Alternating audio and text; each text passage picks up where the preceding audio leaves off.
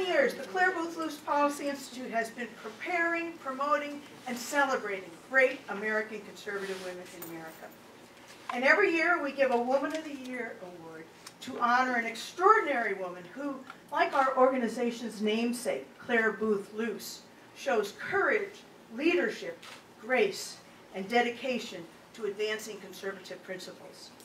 This year we're honored to present our 2014 Woman of the Year Award to Katie Pavlich, who represents all these qualities and more. And we're here to celebrate her just released new book titled Assault and Flattery, The Truth About the Left and Their War on Women. You all know Katie well. She's the news editor for townhall.com, and she had another fabulous book last year called Fast and Furious, Barack Obama's Bloodiest Scandal and the Shameless Cover-Up. It was a best-selling book last year that was published, and she dug up stuff that nobody else did on this particular Obama scandal. And she exposed the shameful selling of guns to Mexican criminals by the Obama administration. You've all seen her on Fox News for commentary, and she's a host of the new Fox program, Outnumbered.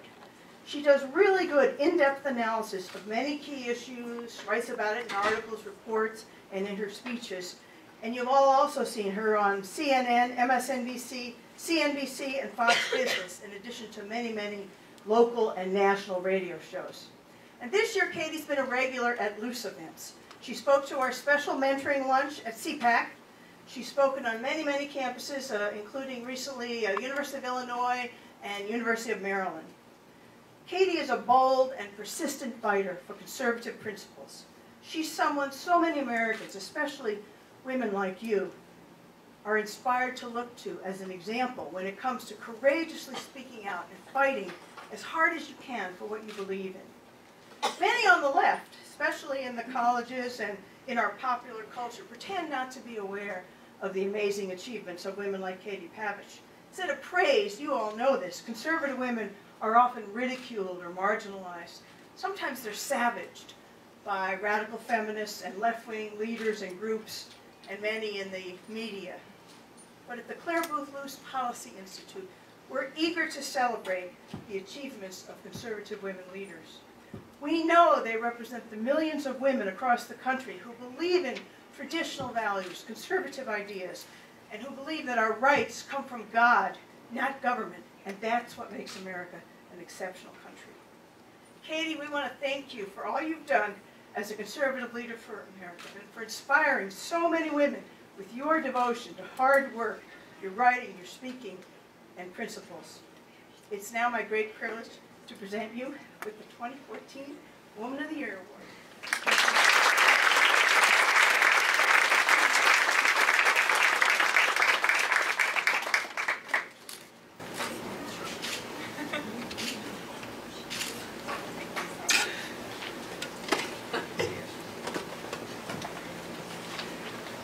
Wow, I did not expect this at all. I am so humbled and honored to be here today. Hi guys, everyone, everyone's here. You know, it's amazing what you can do in 5 years. I came to DC 5 years ago. I had no idea I'd be standing here today. Michelle Easton at Clare Boothe Luce does an incredible job of giving you guys the information you need to go back to your college campuses and to really stand up and let people know that you have a voice and that the Women's Studies Department is the only female voice on your campuses. So I think that we should give her a round of applause for the decades of everybody.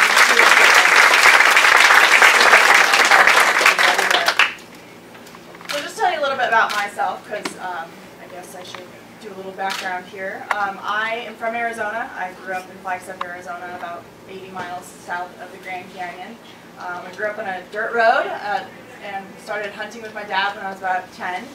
And then I went to the University of Arizona, majored in broadcast journalism, and then I came here to do an internship with townhall.com as a junior, and then I came back after college graduation, and they offered me a position. So I've been in DC ever since. Since I got to DC, there's been a lot happening. There's a lot of news to cover under Barack Obama, as Michelle mentioned. My first big story, I guess you could say, I covered was Fast and Furious, Justice Department issues. And now I'm on my second book, which is what I'm going to talk to you guys about today. So one thing I think that you guys have probably noticed on your college campuses is that the left has a very bad habit of accusing their opponents of what they're actually doing. So they've been saying that it's the right that has a war on women. They've been saying it since the 2012 election. But when you actually take a look at the history of the left, you'll find that it's actually them who have been having a serious war on women for not just the past 6 years, but over the past couple of decades. And they've been getting away with it.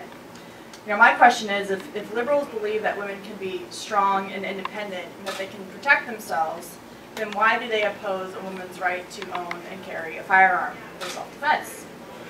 If Hillary Clinton is the ultimate female role model, then why has she built a career on her husband's philandering while silencing his many female whistleblowers? If Barack Obama is the most pro-woman American president in history, which many far-left women's rights organizations have classified him as, then why does he seek to make women dependent completely on the government? If the right to an abortion gives women personal autonomy and sexual freedom, then why are the debilitating after effects of abortion, from depression to infertility, conveniently overlooked?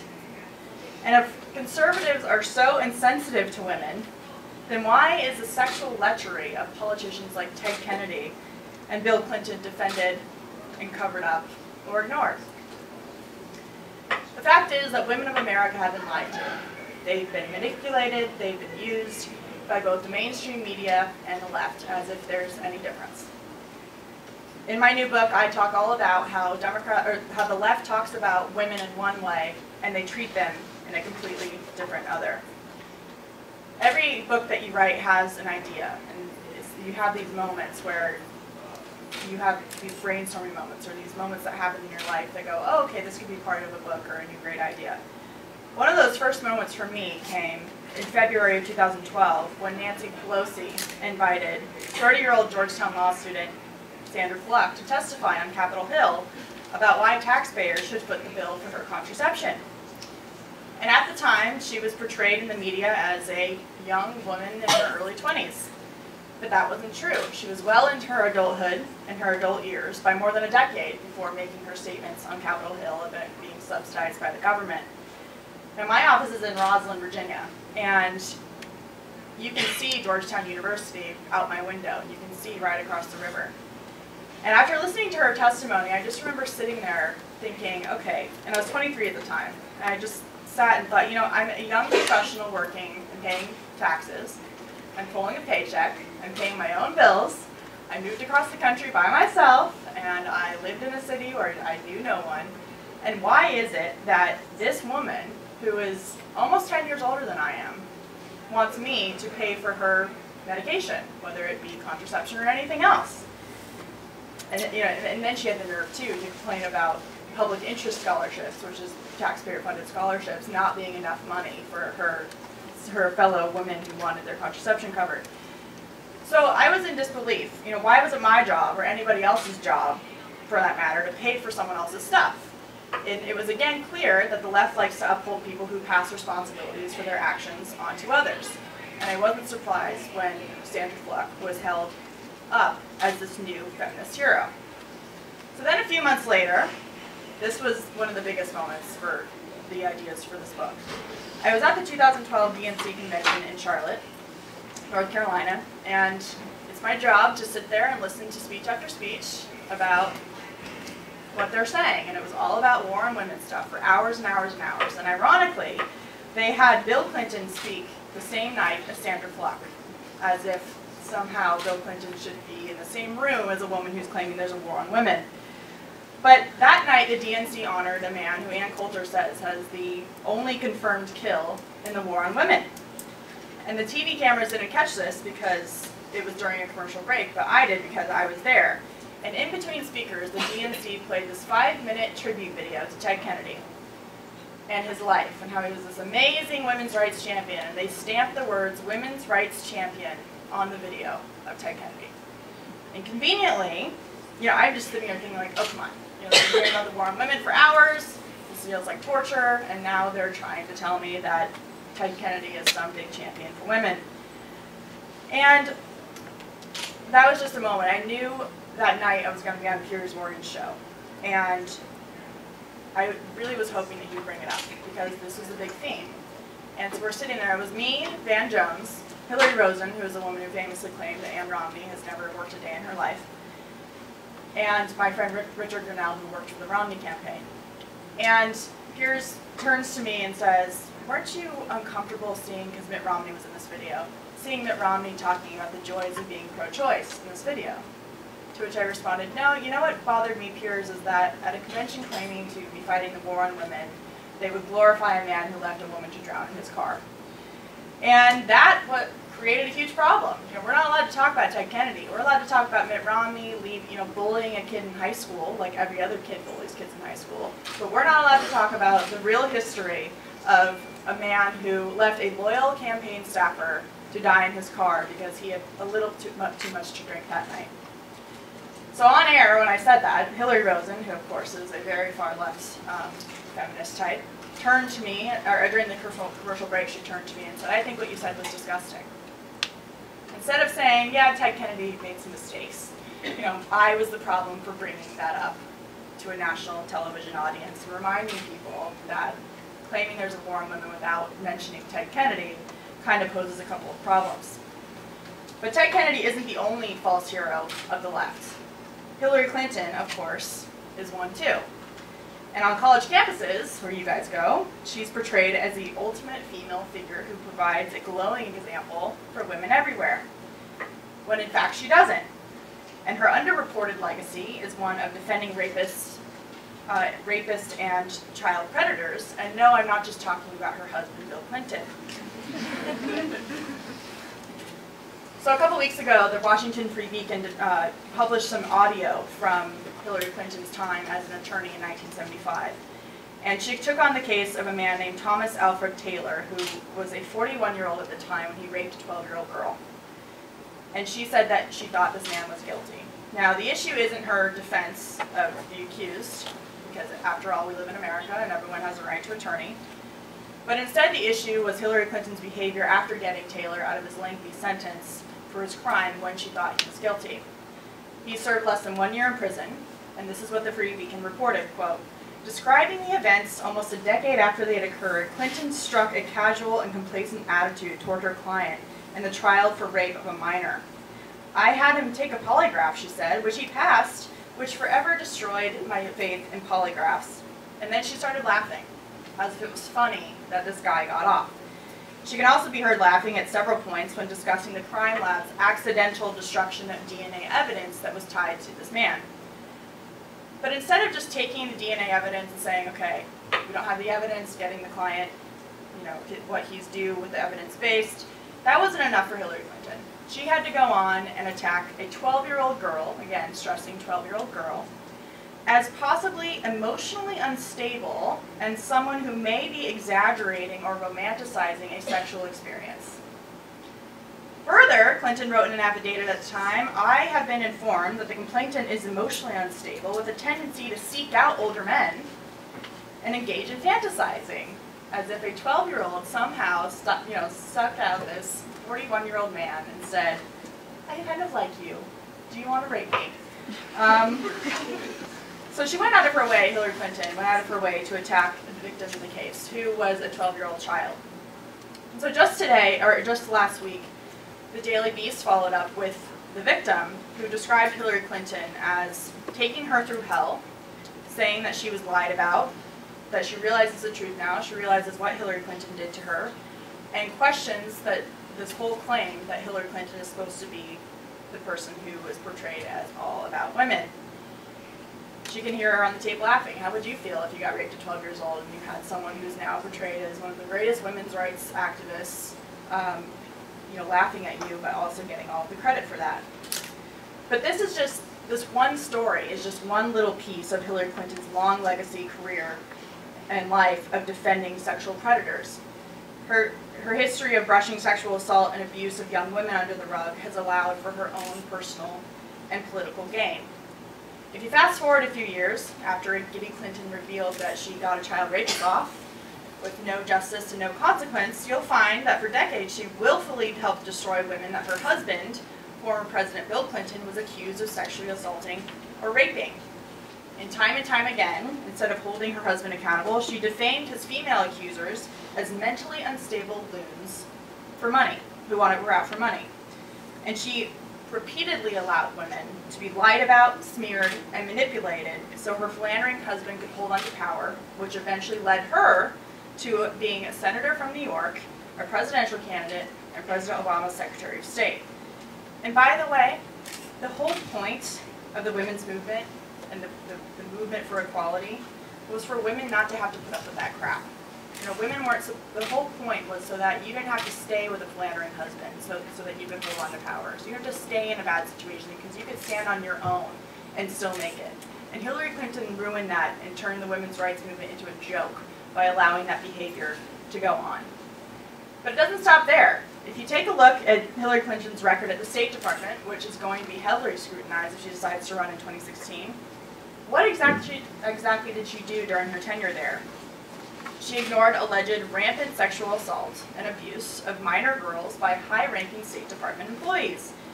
Under her watch, U.S. Ambassador to Belgium Howard Gutmann was accused of routinely ditching his protective security detail in order to solicit sexual favors from both prostitutes and minor children in a nearby park, according to an internal memo written by the chief investigator for the Inspector General's office.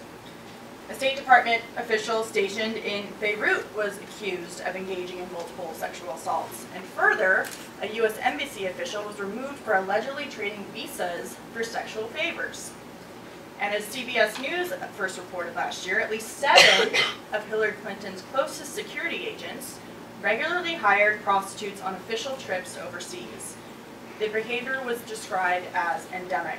And although the agents were eventually reassigned, they weren't seriously punished. And when investigations were launched into misconduct, they were immediately shut down by Hillary Clinton's chief of staff. The female whistleblowers who spoke out against this abuse, who exposed this abuse, were retaliated against for doing so. One whistleblower named Carrie Howard was run out of the Foreign Service, stripped of her job, and bullied after exposing U.S. Consul General Donald Moore allegedly engaged in sexual activities with women inside his government office with call girls from Naples. So this is just a snapshot of Hillary Clinton's legacy of defending rapists and sexual predators. She's done it for decades and yet has somehow been portrayed as a women's rights champion. Don't we hear all the time about the rape culture on college campuses? Oh, we have to stop rape culture, to do something to stop it. You can't stop it when you have one of the left's most powerful heroes ignoring it for decades. Talk about empowering rape culture and perpetuating it. Hillary Clinton will go down in history, at least in my opinion, as one of America's most famous enablers of abusive and powerful men. But please, by all means, let's continue to say that conservatives are waging a war on women.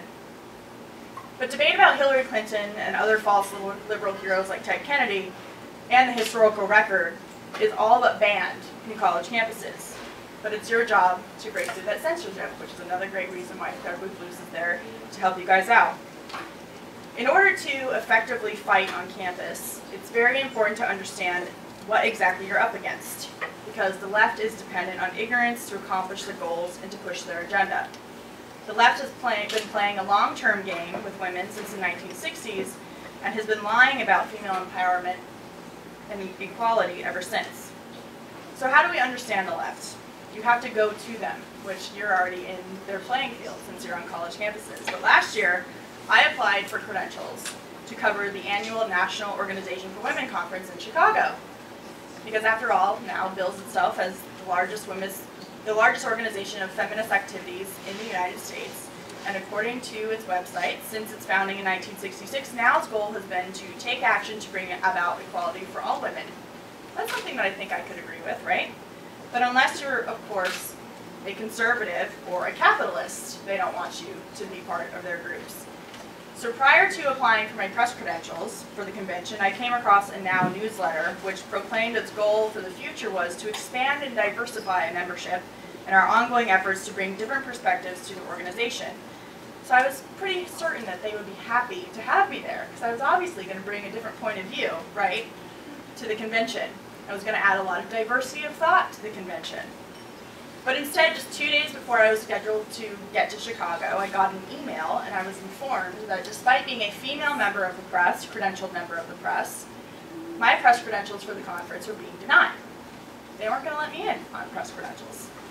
Thank you for your interest in attending this year's NOW conference as a member of the press, someone said in an email named Sarah Coppersmith.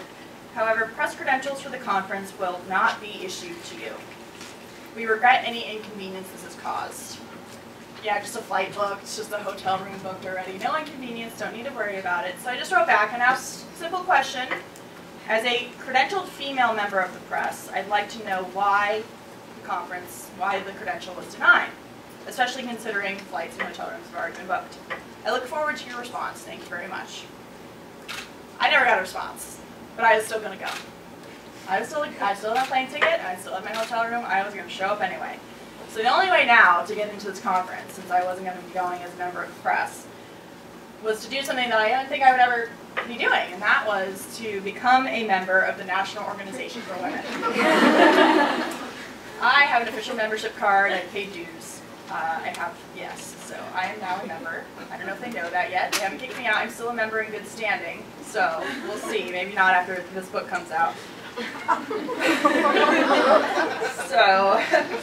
But when my plane touched down at O'Hare in Chicago, I wasn't sure exactly what to expect. I knew Chicago was a ground zero for radical movements, and the post-1960s feminist movement was no exception. Chicago, after all, was home to Saul Alinsky's Saul Alinsky, of course, we all know that he wrote Rules for Radicals, Bill Ayers and the Weather Underground, Jeremiah Wright, and of course, Barack Obama. And when I walked in on the conference at the hotel in the Hilton in downtown Chicago, I expected to see the room filled with a bunch of young women fighting for their rights. But instead, the room was largely empty, and there are more women here today than there were in that room in Chicago, which is very exciting because it doesn't seem like the left has a whole lot of momentum when it comes to this issue. But the problem is that the people who are still running those organizations are still in the pockets of people here in Washington, D.C. who are pushing through legislation.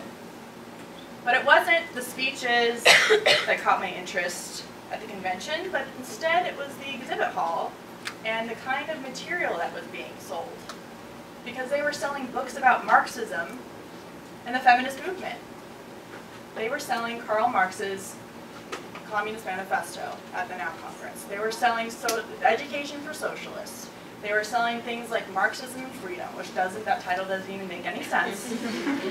But that's the kind of material that they were selling. So I'm thinking, okay, I'm quickly realizing that NOW isn't really about women's rights, because they didn't want me to come, and I'm a woman, but more over there about socialism, big government, and abolishing capitalism.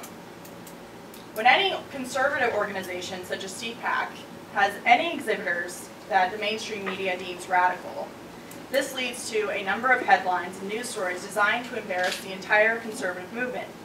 But by contrast, when the nation's largest women's rights group features exhibitors that preach Marxist ideologies and condemn American capitalism, there is no comment about it from anyone. If I hadn't gone to that conference, no one would know that that's the kind of material that they're selling. And by the way, I had to buy those books, which I thought was really weird, because they don't like capitalism, and yet they weren't giving me them for free. So I had to spend about $60 buying a couple of the books. I'm just, in the exchange of money, I'm just thinking, isn't this weird for you? I mean, isn't this counter to exactly the kind of material you're selling me right now? It's just very strange. But the fact is that teaching is really not a tiny fringe part of the modern feminist agenda. It's really its centerpiece. From the time of Karl Marx to the 1960s and up until today, the progressive women's rights movement has been hardly about women's rights at all, but instead about a transformation of American society and the transfer of wealth through government force. Women's rights have simply acted as a veil to distract away from the true intentions of progressive activists. The socialist revolution in America depended on two things: a breakdown of the family and women voting for progressives. So in their 1974 manifesto, Prairie Fire, which you can learn all about in my book, The Politics of Revolution, Anti-Imperialism, domestic terrorist Bill Ayers and Bernadine Dorn and the Weather Underground devoted an entire chapter about how the women's rights movement could be used to advance revolutionary goals. calling feminists to join their ranks and to take on their political agenda. And this is what they wrote, quote, "Sexism will not be destroyed until imperialism is overthrown. It is in the collective interests of women to do this and to take full part in building a socialist revolution. We need power. Socialist revolution lays the foundation for the liberation of women and begins dismantling the tenacious institutions of sexism." That sounds pretty familiar, doesn't it? Women's liberation movement, feminism, all those words, those buzzwords. And this was the blueprint for their plans for women and the women's movement as they moved forward through the decades. As the introduction of the manifesto states, it was written to communist-minded people. Oh, and they also had books that were about communism at the NOW conference as well. And that's weird because I'm pretty sure women get treated pretty poorly in places like communist China and Russia, but apparently they think that's a good thing. So as the introduction to the manifesto states, it was written to communist-minded people, but more importantly, it was written to women's groups and laid the groundwork for a long-term takeover of the feminist movement. One of the things I write about extensively in my book is a lot like the civil rights movement, the left hijacked the women's rights movement.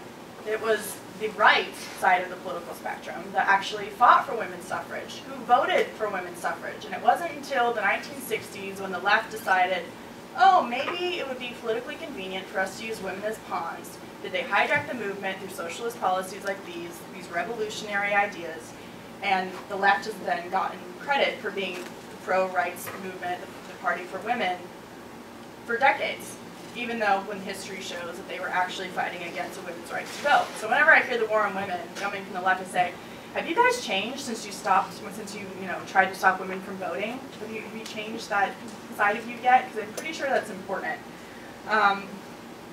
So continuing on with what Bill Ayers laid out for the future, he gave women a basic set of tasks based on his realization of the power of an uprising women's movement and what that could bring to the progressive cause. He wrote, "Our goal is the development of feminism, which genuinely determines, safeguards, and defends the collective interests of women, and which points out in the direction of the revolution. We need to build revolutionary feminism," he wrote. "Women are at the intersection of the crisis and have a will to survive."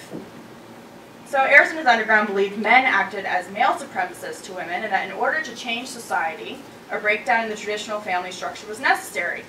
And in order to destroy the structure, they portrayed women as victims inside of that structure.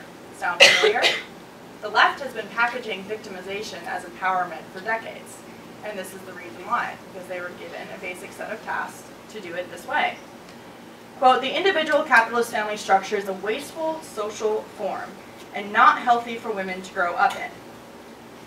It is a sanctioned form for sexual exploitation and a hypocritical double standard. The family breeds competitiveness among us, allows no future for women to grow up with, and allows no opportunity for children to grow up in, and demeans old women, separating them from the life of the community. The ability of single mothers to work and raise and care for children and maintain a household is monumental to women's strength and determination." They wrote about the condition of women. That is something they then started tearing down in order to get to their goals. "The modern male-run nuclear family, when we tear away the evil veils of sentimentality, is the basic unit of capitalist society. Capitalism and the modern family matured together historically, feeding off of each other's development." So they're admitting that capitalism is based on a family structure. And they're talking about how they can destroy that to then implement a whole new form of governance. So despite what the Weather Underground and their ilk want women to think about the so-called wasteful structure of the family structure in the free market economy, the embrace of the traditional family structure is one of the best things that has ever happened to women, and it has kept them out of poverty. It's no surprise that according to a report from the United Nations Development Project, women living in anti-free market socialist systems, especially in Eastern Europe, experience higher rates of poverty and lives full of misery. But this 1974 Prairie Fire Manifesto wasn't on the fringe of far-left policy positions. Its philosophies were deeply embedded in Marxist and socialist thought and are prevalent throughout Marxist and socialist literature. The same literature that I found, again, is being sold at nearly every single booth that I went to in the exhibit hall at the National Organization for Women's annual conference. So with that background, I think it's important that we go to the source of where they were getting all these ideas from. What does Marx say about women? It can all be found in his Communist Manifesto, where he boldly states his goals of destroying the family and promoting single women in addition to dependence on an all-powerful state and government. He wrote, abolishing of the family, and he claimed that men exploit their lives for their own personal gain. He asked, on what foundation is the present family, the bourgeois family, based? On capital and on private gain. In its completely developed form, this family exists only among the bourgeois, but this state of things finds its complement in the practical absence of the family among the proletarians and in public prostitutions, pro-institutions. So Marx actually believed that keeping women and children protected inside the family was exploitation, that men were exploiting women by keeping them in a monogamous relationship with one person and protected inside the capitalist system. He believed they should instead be raised by and educated by the state. He said, do you charge us with wanting to stop the exploitation of children by their parents? To this crime we plead guilty, but you will say we destroy the most hallowed of relations when we replace home education by a social education from the state. But what Marx failed to point out is how his goals would leave more women and children in poverty. And if you think this is crazy, let's fast forward to the 2012 presidential election when Barack Obama's campaign put out The Life of Julia. Do you remember The Life of Julia? Just to refresh your memory, the Obama campaign put out this whole slideshow of this woman named Julia. And it was cradle to grave dependence on the government. She's born, she gets a public education, depends on the government that way, depends on the government for her health care, her contraception, her housing, her food. When she has a child, there's no father in the picture, but she has a child, that is then subsidized. Her entire life, from when she is born to when she dies, is subsidized by the government. And that is exactly what they wanted, and it is exactly what is taught in all of this material that I just taught you about. And my big question is, if conservatives really hate women that much, then why is it that when The Life of Julia was put out by the left and by Barack Obama, that no one asked, well, why is there no Life of John? Why is it that it's only women who you believe are incapable of functioning and running their lives without the government? I mean, you always hear the left complaining about sexism and misogyny. I don't think there's anything more sexist than only portraying women as the life of Julia and only being able to function with everything from when you're born to when you die being given to you by the government. The bottom line is that free markets and hard work are what get women ahead, not dependence on the government and not socialist policies. The left depends on ignorance for their agenda to proceed, and the place to push back on this classification starts on college campuses and in the places that you are working and standing up for what you believe in. You know, a lot of the time I get the question, why is it that young single women continue to vote for policies and for people on the left?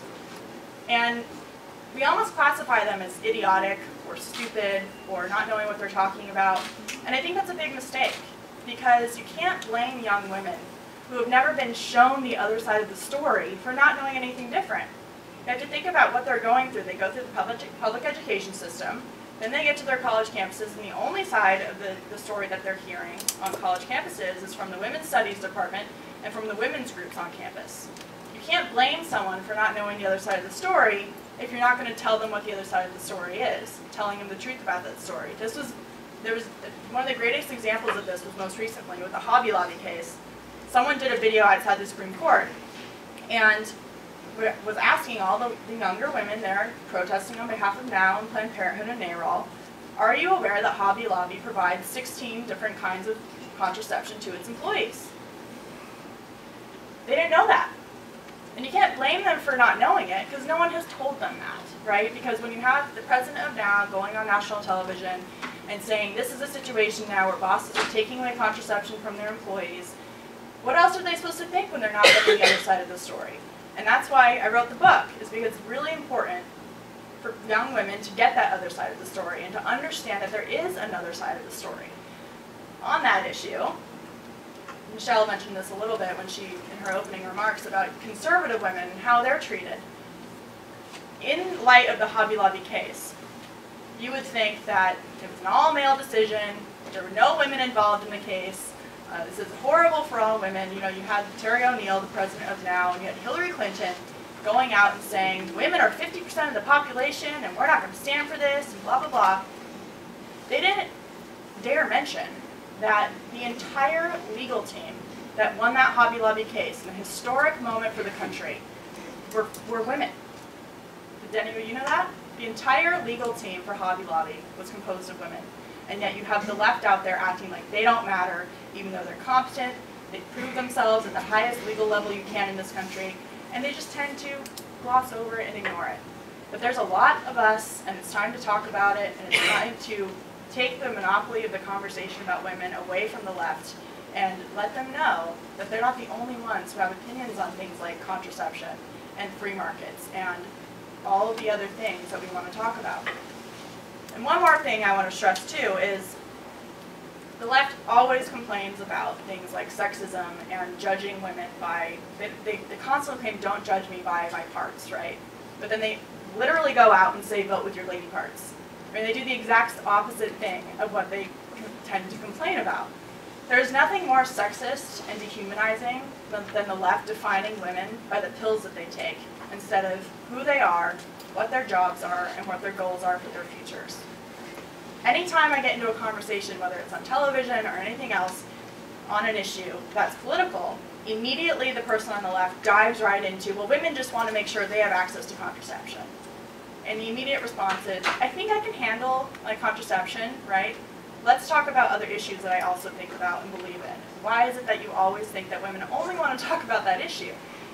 And when you go back to the 1950s and 60s, the big issue was don't comment on the way a woman looks. You know, let's just try and move past that. Don't talk about her dress. Instead, ask her how her day is or what she's working on. And now all of a sudden, that used to be, you know, like the faux pas, like the taboo thing. But now all of a sudden it's appropriate for the left to be on a national stage publicly constantly talking about some of the most intimate moments of our lives and the medication that we take. I mean, why is it that they're opening up women's lives and letting everyone in without their permission? Why is that anyone's business?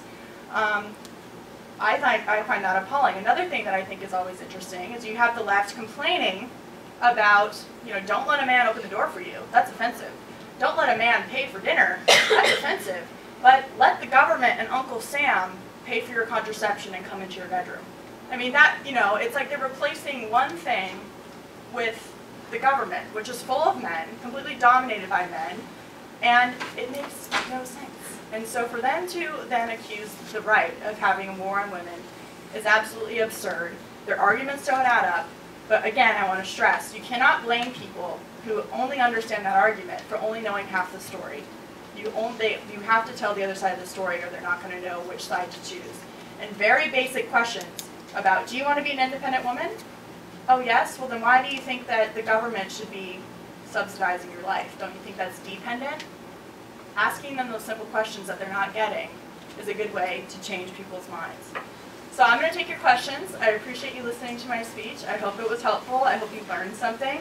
It's really important for you to understand where the left is coming from, not just on a surface level, but on a very deep historical level, because that's exactly where their arguments are coming from.